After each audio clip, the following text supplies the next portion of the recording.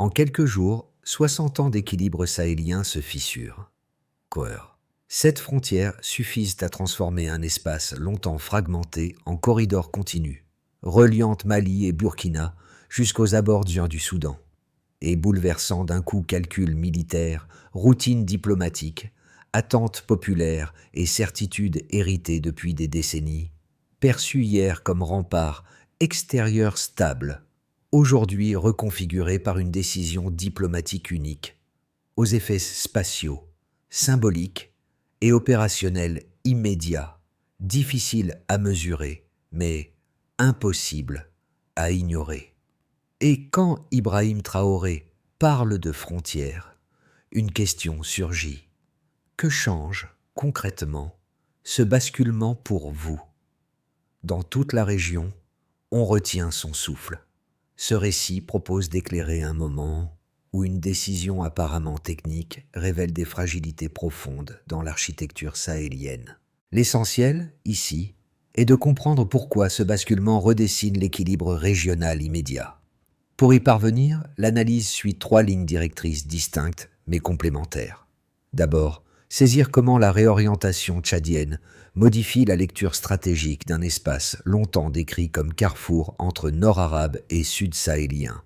Ensuite, identifier les inquiétudes des partenaires occidentaux face à la perte d'un point d'appui considéré comme indispensable à la surveillance et à la projection régionale. Enfin, mesurer les implications de l'alignement avec l'AES, présenté non comme un simple changement d'alliance, mais comme un déplacement du centre de gravité géopolitique. Un micro-suspense traverse l'ensemble. Si ce mouvement n'est pas isolé, jusqu'où peut-il aller? Les enjeux dépassent donc le fait diplomatique. Ils engagent des questions de souveraineté, de sécurité et de marge d'autonomie, telles qu'elles sont désormais perçues par les États, les populations et les observateurs de la région. La rupture ne se mesure pas d'abord par un discours, mais par une échelle. 60 années de continuité géopolitique sont reconsidérées en quelques jours. Ce raccourci temporel, associé à un chiffre clé, 7 frontières partagées, suffit à expliquer pourquoi l'annonce tchadienne agit comme un choc stratégique immédiat plutôt que comme un simple ajustement diplomatique. Pendant des décennies, la stabilité supposée du Sahel reposait sur une architecture héritée, un espace oriental ouvert, des points d'appui extérieurs fixes et une fragmentation territoriale qui facilitait la projection et la surveillance.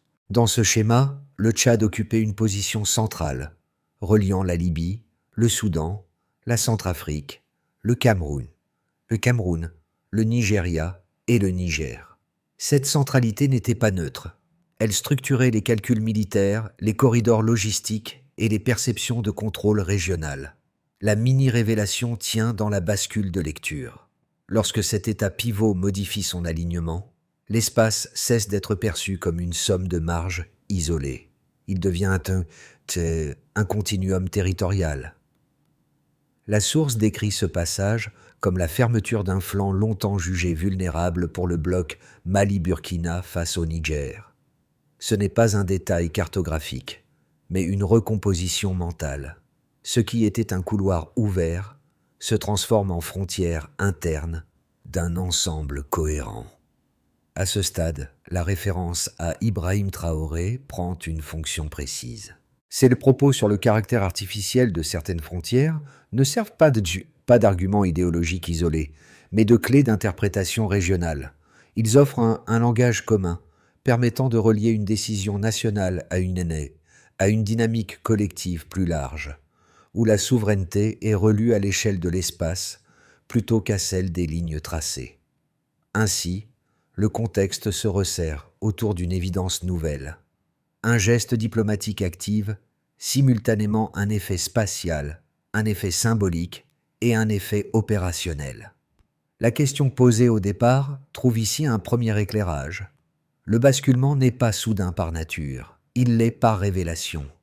Pour saisir comment une décision géopolitique abstraite se matérialise, la source introduit un témoin local, Idriss, habitant d'un quartier voisin d'une base aérienne étrangère. Son rôle n'est pas anecdotique. Il sert de point d'entrée concret dans une recomposition souvent décrite à l'échelle des États, mais rarement observée au niveau du quotidien. À travers son regard, l'événement cesse d'être lointain et devient perceptible. Avant le basculement, le rythme de vie d'Idriss était marqué par une présence constante. Le passage régulier des avions, le vacarme des décollages, et la cohabitation avec des infrastructures militaires visibles, mais sans retombées tangibles pour le quartier. Cette dissonance entre promesses sécuritaires et réalité sociale constituait un arrière-plan normalisé, presque invisible à force d'être permanent. Le changement intervient de manière inattendue. Lorsque les derniers appareils quittent la zone, la source insiste sur un détail sensoriel, le silence. Non pas un silence politique ou stratégique, mais un silence sonore, presque déroutant, qui agit comme un signal immédiat du basculement. Pour Idriss, ce moment ne signifie pas encore sécurité ou insécurité. Il marque une rupture de rythme, une suspension, décrite comme une page blanche. Cet impact précoce révèle un point essentiel. Avant même que les décisions administratives, les réajustements militaires ou les discours officiels ne se fassent sentir, la recomposition se manifeste dans l'atmosphère quotidienne. Autrement dit, une transition géopolitique commence souvent par un changement de cadence vécu. Le déclencheur est présenté comme un acte diplomatique précis, mais ses effets dépassent immédiatement le cadre formel. L'annonce de l'alignement tchadien avec l'AES intervient dans un contexte où l'équilibre régional semblait figé par l'habitude plus que par la stabilité réelle. Jusqu'alors, la continuité héritée reposait sur un espace oriental ouvert, servant de zone de projection, de surveillance et de transit d'influence. Ce cadre fonctionnait comme une évidence silencieuse, rarement remise en question dans les calculs stratégiques extérieurs. L'Avent se caractérise par une logique d'ouverture asymétrique. Le territoire tchadien était perçu comme un levier, non comme une variable autonome. Cette perception structurait les dispositifs militaires, les partenariats sécuritaires et les attentes diplomatiques. Dans ce schéma, la vulnérabilité du flanc Mali-Burkina face au Niger était compensée par la présence d'un point d'appui oriental considéré comme fiable.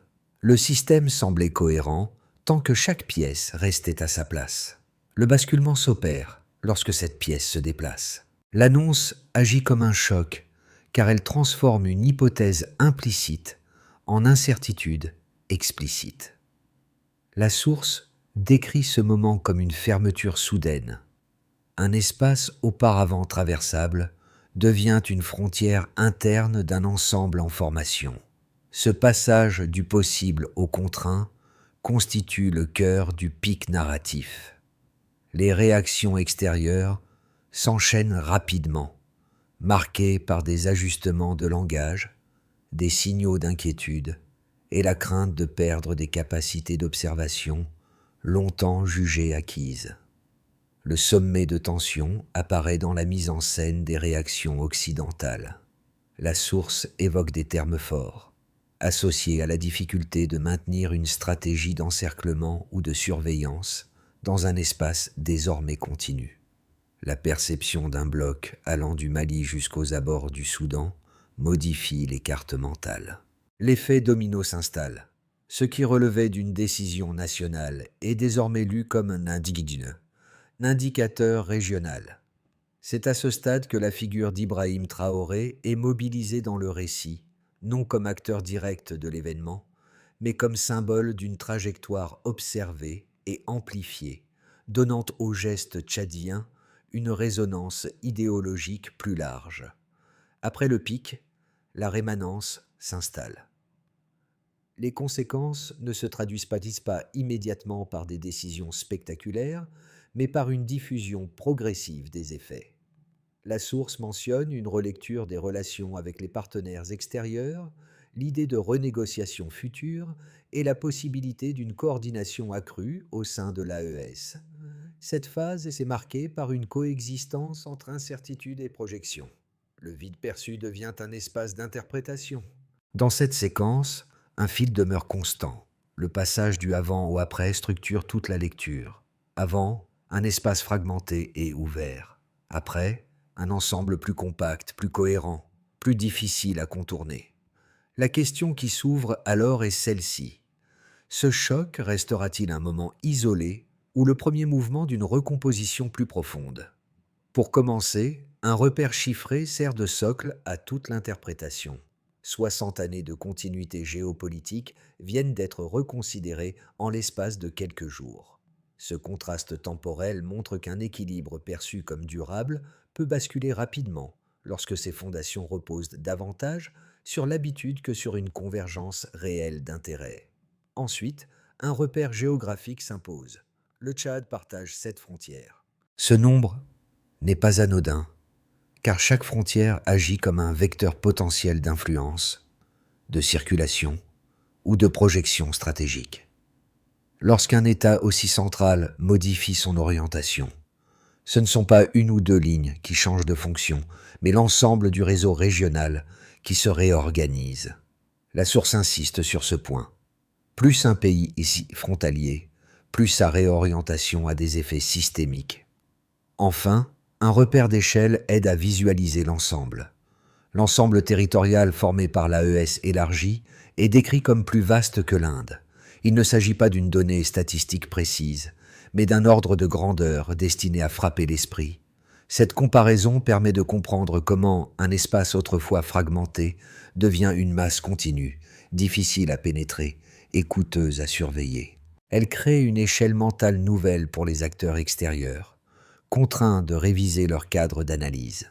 Pris ensemble, ces 3 éléments, un temps long brusquement rompu, une centralité frontalière dense et une masse territoriale inédite, marquent clairement le passage d'un État ancien à une nouvelle configuration. Avant, la région était évaluée comme une mosaïque ouverte et asymétrique. Après, elle est perçue comme un bloc cohérent, porteur d'une capacité de résistance accrue. C'est dans ce déplacement de lecture que s'inscrit la référence à Ibrahim Traoré, dont les propos sur les frontières artificielles accompagnent et légitiment symboliquement ce changement d'échelle. La question laissée en suspens est désormais précise. Ce nouvel équilibre restera-t-il descriptif ou deviendra-t-il opératoire dans les mois à venir? 2 lectures principales structurent le débat tel qu'il apparaît dans la source, chacune reposant sur une interprétation cohérente mais divergente de la transition en cours. Les présenter loyalement permet d'éviter une conclusion hâtive et de mesurer la complexité du moment. Une première lecture affirme que la réorientation tchadienne fragilise durablement les partenariats occidentaux dans le Sahel. Elle s'appuie sur un raisonnement opérationnel. La perte d'un point d'appui central réduirait la capacité de surveillance des flux transfrontaliers, compliquerait la projection rapide vers le Mali et affaiblirait le suivi des zones pétrolières libyennes. Dans cette lecture, la continuité territoriale nouvellement formée crée une opacité stratégique. Les métaphores employées dans la source, comme celle des yeux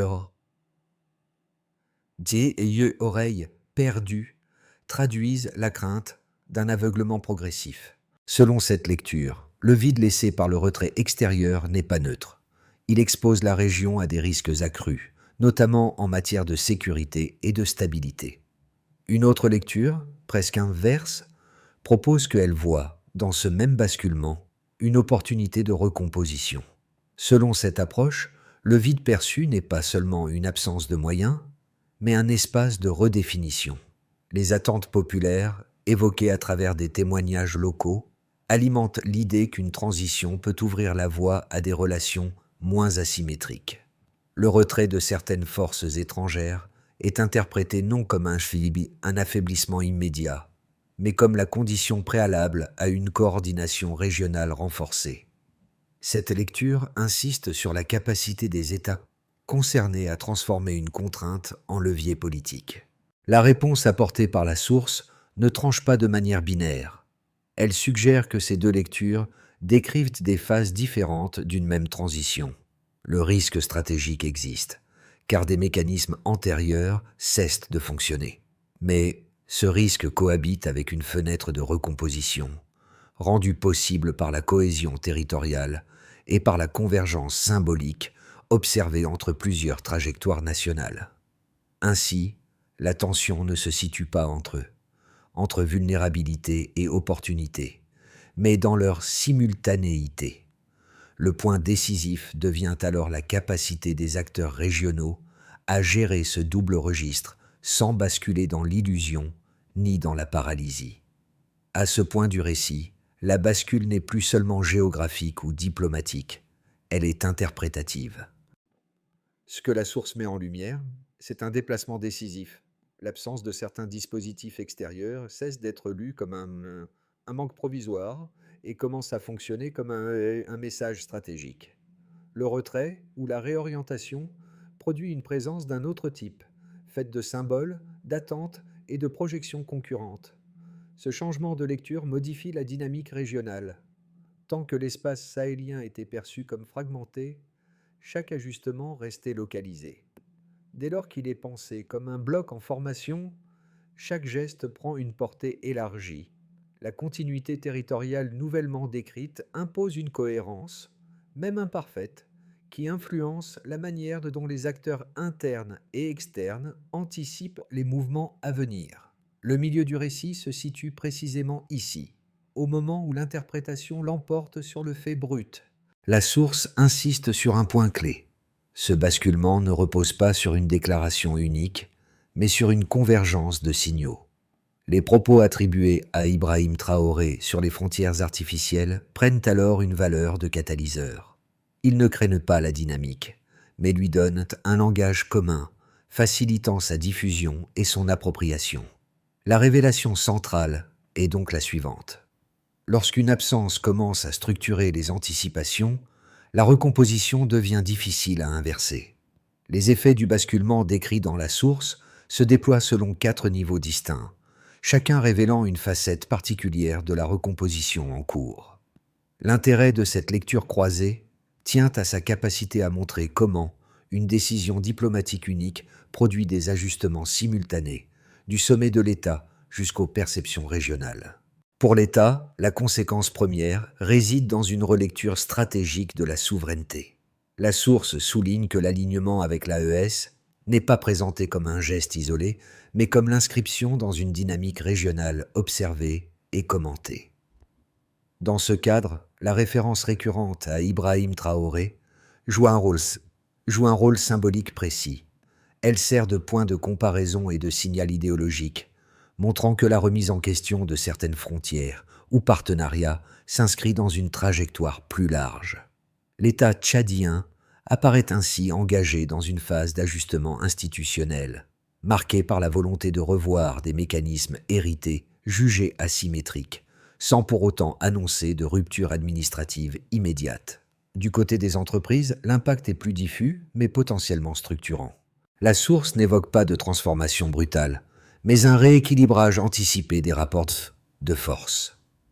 La consolidation territoriale de l'AES élargie accroît la marge de manœuvre des États membres dans d'éventuelles renégociations, notamment dans les secteurs extractifs. Cette perspective modifie les attentes des acteurs économiques, qui doivent désormais composer avec un espace perçu comme plus cohérent et moins dépendant de points d'appui extérieurs. L'effet principal n'est donc pas chiffré, mais perceptif. La prévisibilité des cadres antérieurs s'atténue. À l'échelle de la population, la conséquence la plus immédiate demeure symbolique et sensorielle. Le témoignage d'Idriss, déjà évoqué, prend ici toute sa portée. Le passage du vacarme au silence dans son quartier ne constitue pas une amélioration matérielle instantanée, mais un changement d'atmosphère. La source insiste sur ce décalage. Les attentes citoyennes se déplacent plus vite que les politiques publiques. Ce ressenti nourrit une forme d'espoir prudent, mêlé à l'incertitude, où la souveraineté n'est pas seulement un concept, mais une expérience quotidienne en devenir. Enfin, à l'échelle régionale, la conséquence majeure tient à l'effet de continuité territoriale. L'intégration du Tchad est décrite comme la fermeture d'un espace auparavant ouvert, transformant un ensemble fragmenté en blocs cohérents allant du Mali aux abords du Soudan. Cette nouvelle configuration complique les stratégies extérieures fondées sur la segmentation et la projection ponctuelle. Elle oblige les acteurs régionaux et internationaux à repenser leur cadre d'analyse, non plus en termes de marge isolée, mais d'interaction interne à un même ensemble. Ces 4 niveaux ne produisent pas un verdict unique. Ils dessinent plutôt une matrice d'effets où ajustement institutionnel, anticipation économique, perception citoyenne et contraintes régionales évoluent de concert. La recomposition ne se manifeste pas par un événement spectaculaire, mais par l'accumulation de conséquences concrètes, perceptibles différemment selon les acteurs. C'est dans cette superposition que se joue la portée réelle du basculement. À partir des signaux décrits dans la source, 3 scénarios cohérents peuvent être esquissés pour les 6 à 12 prochains mois. Il ne s'agit pas de prédictions fermes, mais de cadres de lecture permettant d'organiser l'incertitude autour de la recomposition en cours. Une trajectoire de référence repose sur un ajustement progressif. Dans cette trajectoire, la continuité territoriale nouvellement formée se consolide sans provoquer de rupture spectaculaire. Les États concernés cherchent à stabiliser leurs relations internes, tout en maintenant un dialogue minimal avec les partenaires traditionnels. Les mécanismes hérités sont progressivement réévalués, mais sans remise à plat brutale. La source suggère que cette voie médiane privilégierait la gestion du quotidien, contrôle des frontières internes du bloc, coordination sécuritaire prudente et clarification lente des priorités communes. L'évolution serait perceptible davantage dans les pratiques que dans les annonces, avec une recomposition étalée dans le temps. Une trajectoire plus favorable, mise sur une cohésion renforcée.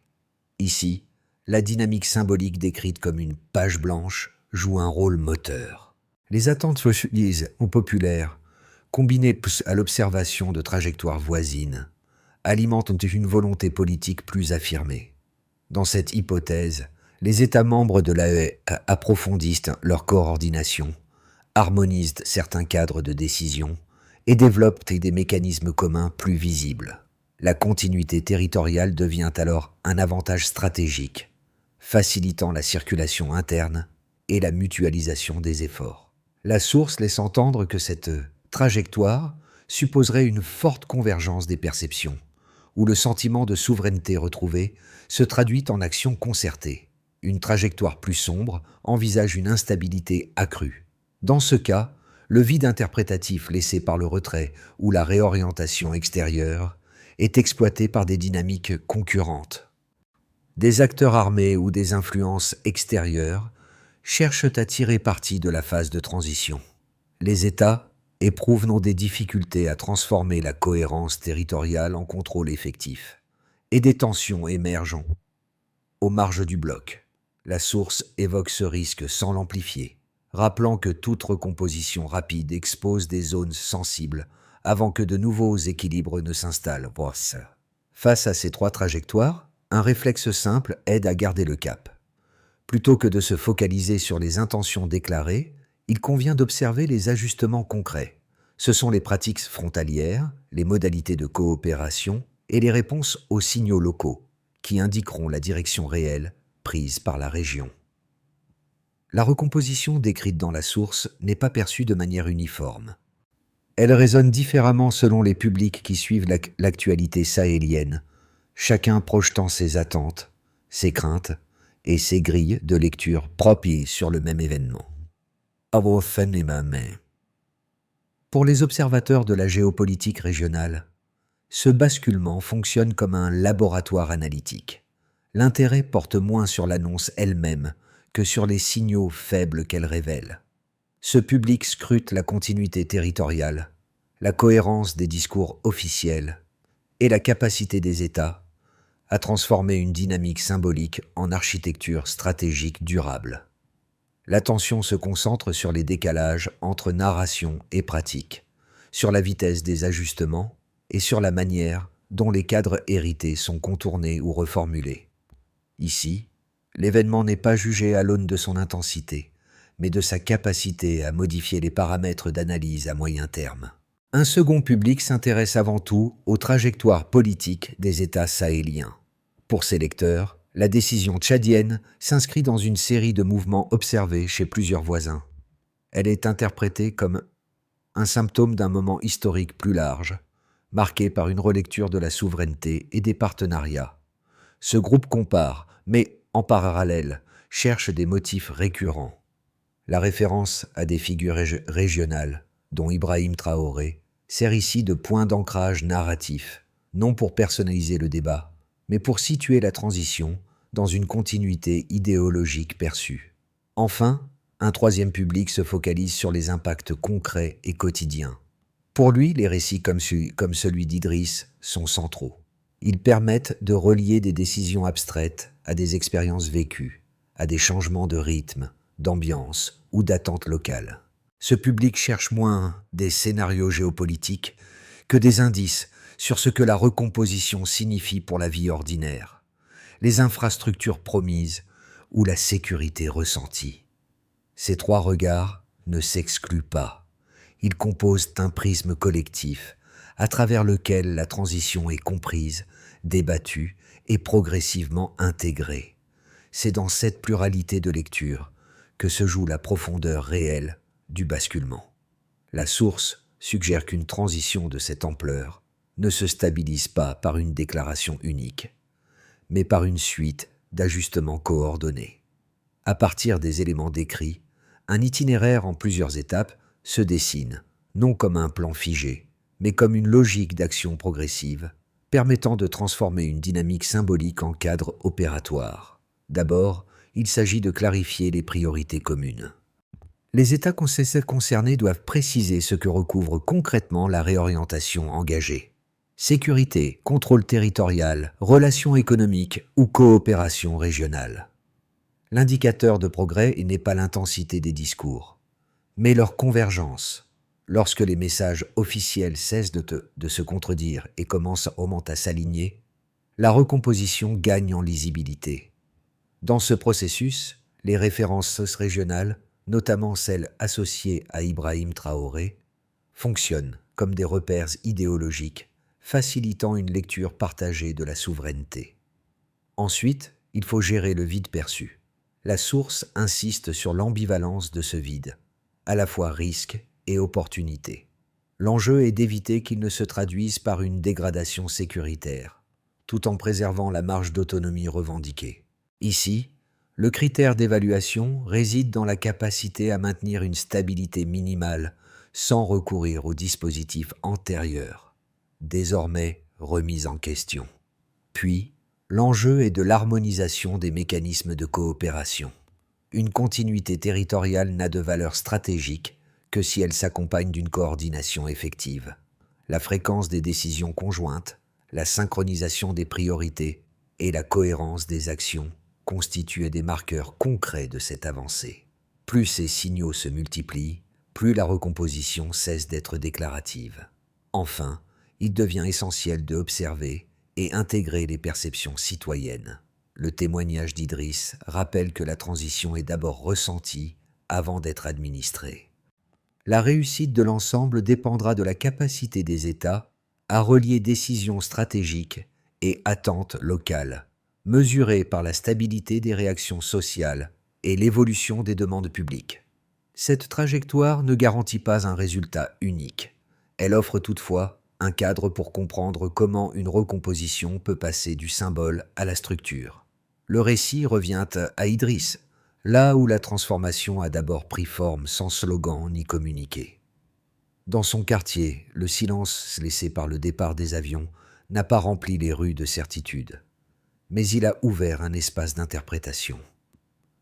Ce moment suspendu condense l'ensemble du basculement décrit par la source, une transition perçue avant d'être comprise, ressentie avant d'être expliquée.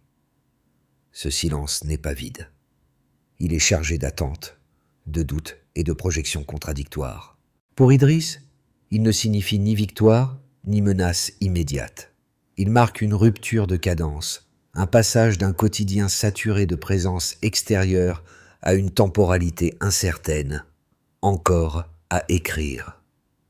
Cette expérience locale fait écho à la recomposition régionale plus large, où les États avancent sans feuille de route totalement stabilisée. Dans cet espace ouvert, les trajectoires observées ailleurs deviennent des points de référence. La figure d'Ibrahim Traoré, évoquée à plusieurs reprises dans la source, s'inscrit ici comme un repère narratif plutôt que comme un modèle prescriptif. Elle incarne une manière de nommer la souveraineté, de reformuler les frontières et de donner un sens politique à ce qui, autrement, resterait un simple déplacement stratégique. Le motif se referme ainsi. Le silence d'Idriss n'annonce pas une fin, mais un commencement possible. Le silence, parfois, parle plus fort que les alliances.